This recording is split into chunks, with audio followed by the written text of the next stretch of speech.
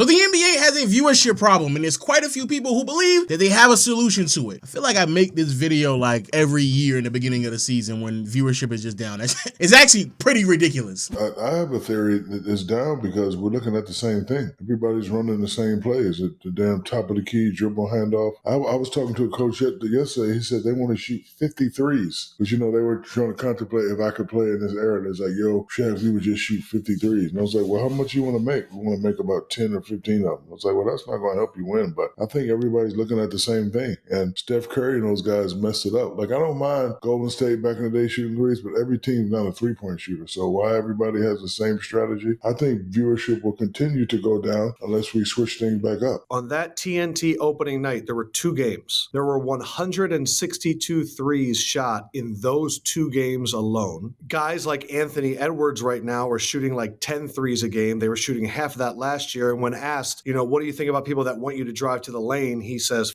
them, because this is what the coaches want. Now, I'm not gonna lie, I normally don't agree with Shaq, but I actually believe he has a really, really, really good point. And a lot of people have been talking about this over the course of the last, who knows, like 3 to 4 years, where it's been slowly obvious that three-point shooting is really killing the viewership and how appealing the game is, even to like people who really obsess over the game of basketball. And even me personally, like I'm a really big NBA watcher. Like I watch a lot of basketball. And even for me, at times, it gets a little dull. Like the lack of variation in style of basketball certainly isn't where it used to be. It's very redundant. It seems as if like I'm watching the same thing over and over and over again. But the bigger problem that the NBA has when trying to address the three-point issue is that this is going to be a reoccurring thing, because we are now at a point where people have just recognized, coaches, executives, analytic people have really just recognized that this is undeniably the most efficient way to play basketball. And there's actually a few clips out there talking about this. I believe Nick Wright discussed with like Daryl Morey a few years ago, where like, hey, we keep going down this path of just like analytic-driven basketball. What does it look like from a product perspective? And I even believe that Kenny even had like a video as well talking about how like there's a meta problem in the NBA right now where regardless of how we may view it, it doesn't really matter. The best way and the most efficient way to play basketball right now is to get up as many threes as possible, and that's pretty undeniable. We also have a problem with the way the game is played. I used to be, a few years back, I used to be a diehard Apex Legend player. My days consisted of watching basketball from 6 to midnight, right? Recording videos from midnight to 2. Then when I wake up at 10 a.m. the next morning, I was on Apex until the game started again. I was a grinder. One of the worst things about that was there was a meta. And if you're an Apex Legend fan, you know there's always a meta, but specifically during that era when I was grinding, the meta was Bangalore, Seer, and Valkyrie. Kenny, what are you getting on here? Why are we talking about Apex Legends? Because in order for me to climb up the ranks in ranked, I needed to play the meta.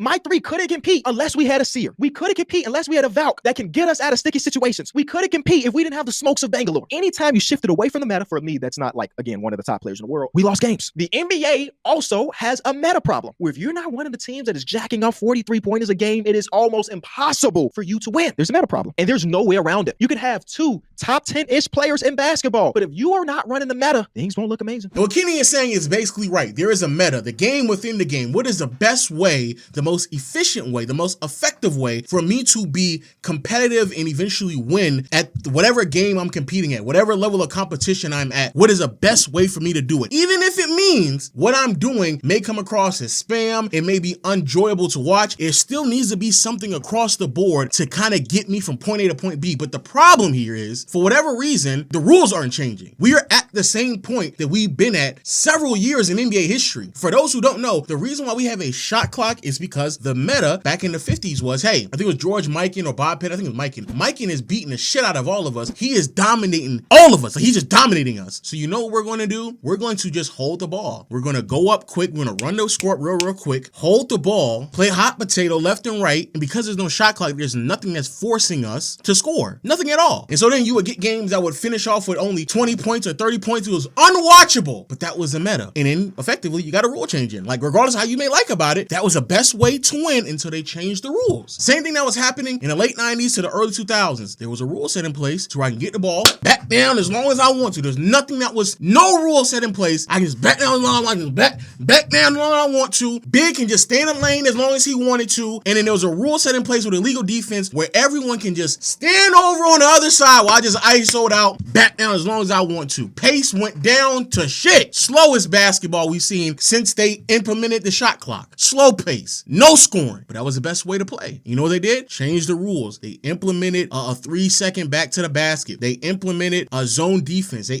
changed certain things around. It was so drastic at that time to where, oh yeah, we need to move the 3-point line closer to the basket to incentivize players to shoot more threes to open up the game a little bit more. That was the reason why they did those things, because the NBA recognized that, yo, we need to change the rules. Why Adam Silver has not changed the rules is crazy to me, because effectively over the past 2 to 3 years, he's been teasing us. Everybody's been saying the same thing for the last 2 to 3 years. Yo, Adam, it's redundant. I'm just watching 3-point shooting and flopping. Oh yeah, we're going to tell the refs to do this. No, yeah, we're going to do it. No. Be more drastic with the rule changes. We get it. Players are going to find ways to manipulate the rules. Again, they've been doing that since the beginning of the league existence. We get that. Innovation is inevitable, and so are rule changes. You're at a point right now where it's too offensive leaning, and everybody thinks that you're watching the same thing over and over and over again. That's a problem. Change it. Bring back defensive physicality. The reason why you took it out the game originally is because offensively, the game wasn't where it needed to be at that time. Defense was way more pertinent in the late 90s to early 2000s. So you took away hand checking a little bit. You didn't allow players to be as physical. Like you did those things. That's what happened under David Stern, because it made sense. Right now, we're at the other end of it. The pendulum is swung all the way over here, where offense is too much. So you can add back the physicality and it'll be fine. The amount of 3-point shooting that is being provided with these teams, even if you allowed there to be more physicality, they would still be a very efficient offense that would be ran. It just wouldn't feel as if like the only way to shift the defense would be pick and roll, dribble, drive. That's the reason why it feels redundant. Players shooting threes, shooting long twos, especially complementary players, have always existed. That's effectively how role players, for the most part, provide spacing to their stars. But if every star is, all right, space it out real quick, come set that pick, and we just doing pick and rolls all day, Giannis rim running to the basket, there's no other real way to play basketball outside of a few other sets that certain exclusive teams with coaches may run. That's redundant. Change the rules, bring back physicality, allow teams to play more defense so you can force the offense to continue to innovate. Because even now, offenses don't need to innovate because they've now maximized what they realize what they have to do. Hey, just get as many threes up. Try to maximize and optimize how we can generate as many threes as possible. You need to change the rules. However, that's not the only problem, because there are a couple more problems that I really have to touch upon. One of which we talked about on the Gilbert Arenas podcast, and I actually thought it was very, very interesting, and many of you all should be aware of it because it is going to get even worse next year.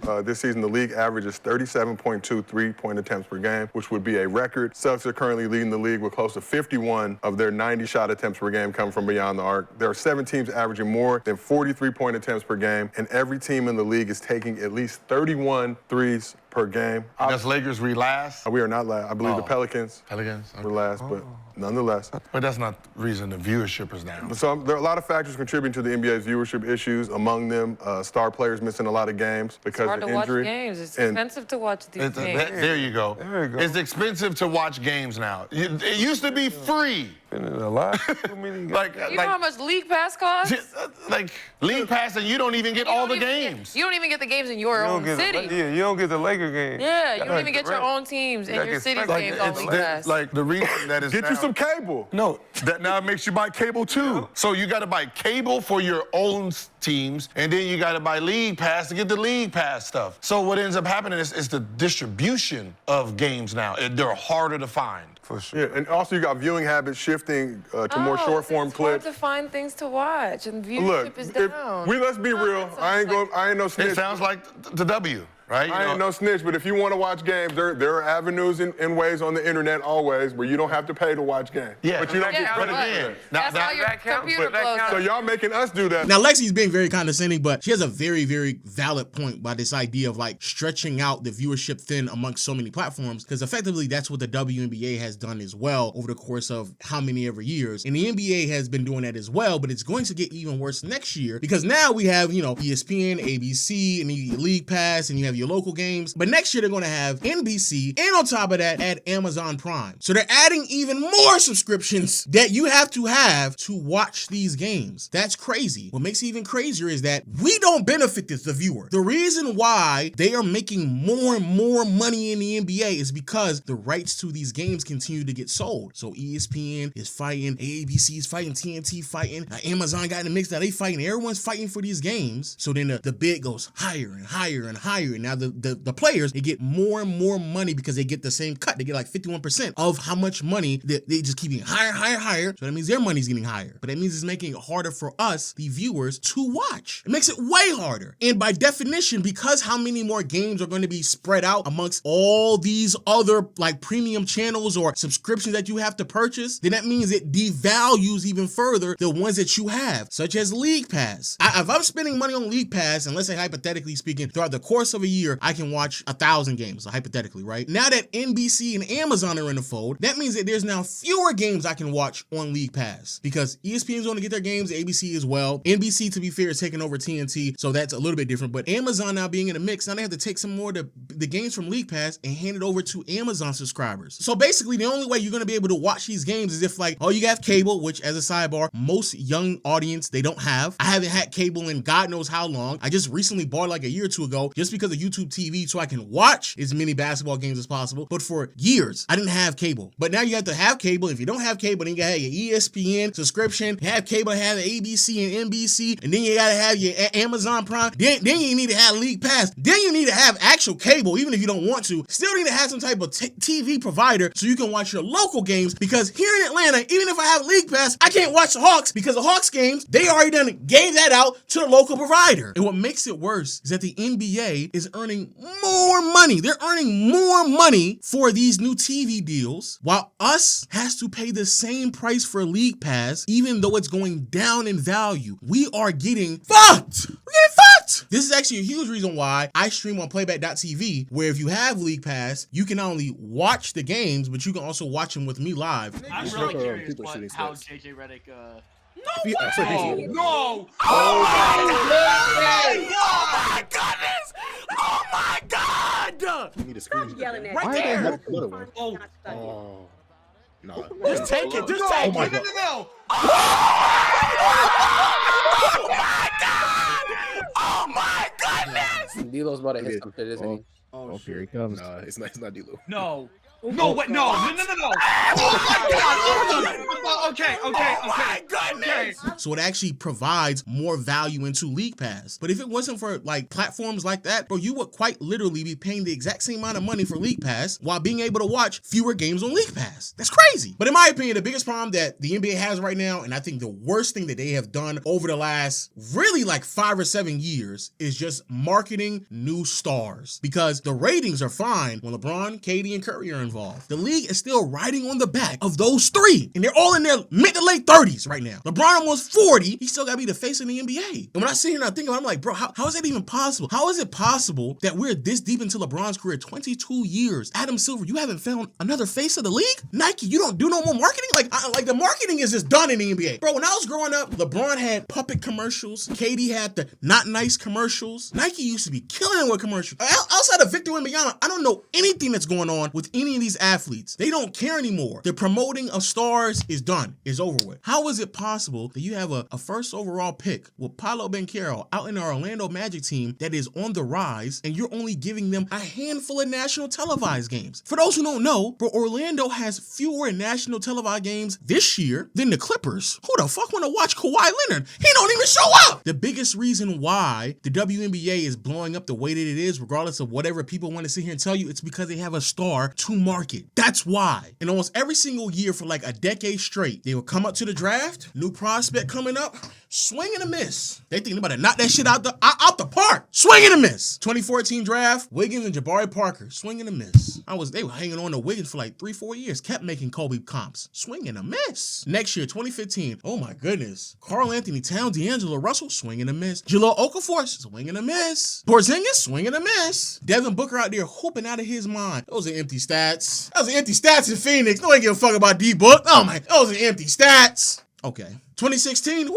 I remember this vividly, actually. This is a two-man draft, just two. B.I. and Ben Simmons. That's it. Swing and a miss. Jaylen Brown goes third. Nobody doesn't really talk about him at all. Turned out to be the most successful player in an entire draft. People get more caught up now on how Ben Simmons failed than him living up to be the starter he was positioned to be. 2017, Markelle Fultz, Lonzo Ball, swing and a miss. 2018, DeAndre Ayton, swing and a miss. To be fair, Luka has been amazing, but DeAndre Ayton, #1 overall pick. Next, David Robinson, swing and a miss. 2019, Zion, swing and a miss. I'll hold off on Ja for a couple more years because I do think he can still be the star that a lot of people were anticipated. But Zion, swing and a miss. 2020, Anthony Edwards turned out to be really, really great. LaMelo, when he's healthy and he's available, he's also really, really good also, and I think he does sell a lot of tickets. He's actually very entertaining to watch. But James Wiseman, not the player that he was supposed to be either. And even in these more recent drafts with some of the young prospects that have actually turned out to be pretty solid. Cade Cunningham, Jalen Green, Evan Mobley, Scotty Barnes. Nobody doesn't really talk about any of those players at all. 2022, Paolo Banchero, Chet Holmgren. Again, nobody doesn't really discuss any of them. So the day that the NBA finds a way to properly manage and prop up a star is when things are going to change. But if the ratings are going down now and KD, Curry, and LeBron are still in the league, oh my goodness. What you need to be more concerned with is what's about to happen in the next 2 or 3 years. And to me, that's the biggest problem. The biggest problem that the NBA has right now isn't necessarily a viewership problem. It's a commissioner who ain't doing nothing. But yo, let me know your thoughts in the comment section below, because this right here is just crazy to me. Every single year, we talk about the same thing. And until next time, I'll see you all later. Peace.